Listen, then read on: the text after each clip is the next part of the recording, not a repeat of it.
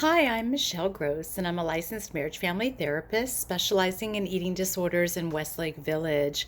I've been taking a little extra time recently to talk about some of the trends that we're seeing in mental health and specifically with eating disorders that are a little bit different, things that haven't yet hit our diagnosis book, but are definitely present out in the community and something that we just need to all develop an awareness of and be just alert about so that we can help our loved ones who might be dealing with this or get help ourselves if we're dealing with this.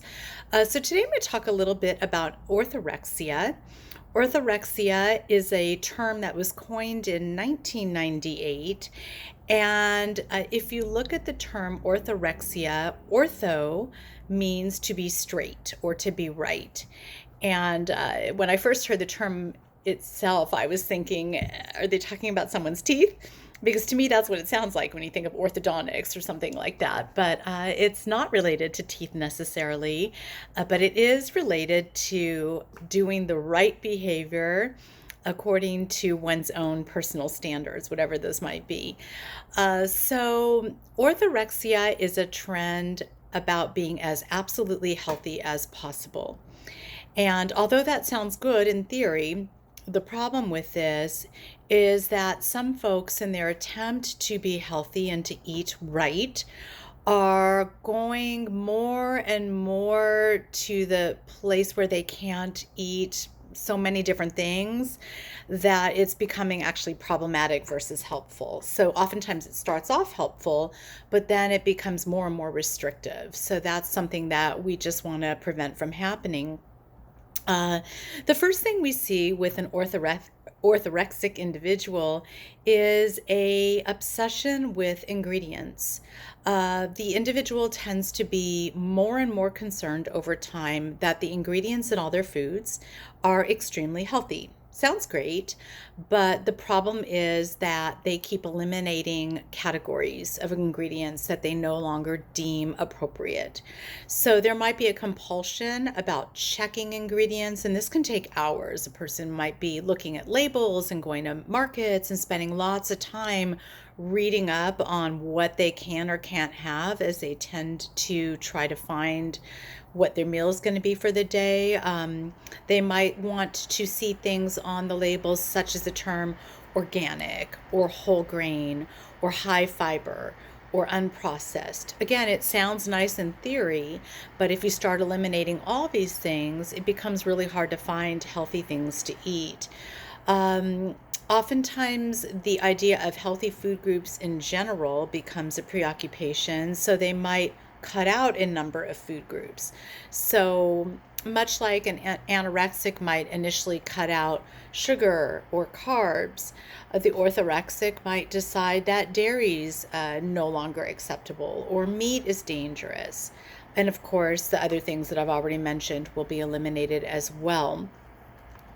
What happens over time is that they start to eliminate more and more of the foods, and they start to find that they have very limited resources that they can rely on as far as what they can ultimately have and eat.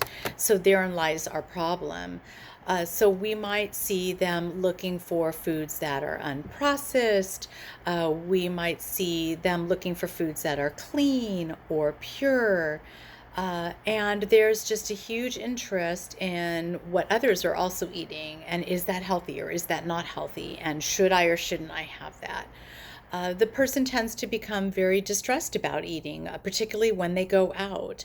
So they might spend hours each day thinking about what food might be served at an event that they're going to, or how they're going to make sure to have the proper lunch or dinner that they were planning on. If they are maybe traveling, it could be very, very difficult because where am I going to go? What am I going to eat?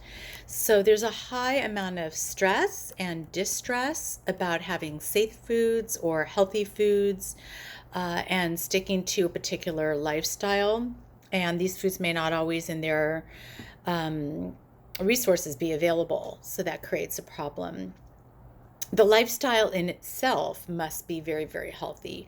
So oftentimes the individual will also spend a great deal of time like on Twitter or Instagram, or going to healthy style blogs to make sure that they are following, again, different guidelines to make sure that they are doing the best, healthiest thing for their body. Interestingly enough, body image concerns may or may not be present with orthorexia. The main goal is really just to be super, super healthy and to eat the best foods, the right foods. So it's not necessarily like anorexia where we see that distortion with the body image. Sometimes we do, but other times we don't see that at all, and it's just about making a good choice. Like anorexia, we might see that the restriction ultimately will result in malnutrition. And of course, that's something that we want to absolutely avoid. But when you eliminate more and more food groups, it's not surprising that at some point it will be just hard to find enough food to eat and weight loss might result. Um, there's really no specific treatment for someone with orthorexia. We're doing more and more evaluating on how to best assist these clients. But the goal is to help these clients to continue to practice healthy choices, but to adopt an all food fits kind of a philosophy where the individuals can learn that, you know what, for the most part, I can be healthy, but I have to have certain categories of food to have enough to eat. Some days might be cleaner than others, but that's okay. And to find some kind of a healthy middle ground to get back to moderation versus obsession is really what we're looking for. So, this is just something to be paying attention to. Interestingly enough, I find that so many of my clients who are coming in to see me with eating disorders will oftentimes have a family member who suffers from orthorexia. It's not an uncommon scenario for me to see a client who's maybe a teen or a college age student have a mom who is orthorexic. So that also can complicate treatment for my client if I'm working with someone who's eating disordered, because they have all their rules about food and all their boundaries about what they think is appropriate or not appropriate so that they can maintain the weight that they want or the weight loss that they're going for. But then if they have a parent that's saying, oh, well, you're not eating organic or you're not eating whole grain and that kind of thing, you can see what that would be a little bit like salt in a wound for my client and make their recovery a little bit more difficult. So sometimes I find that I've got to work with a family member to help them get perspective on their own food related rules about health.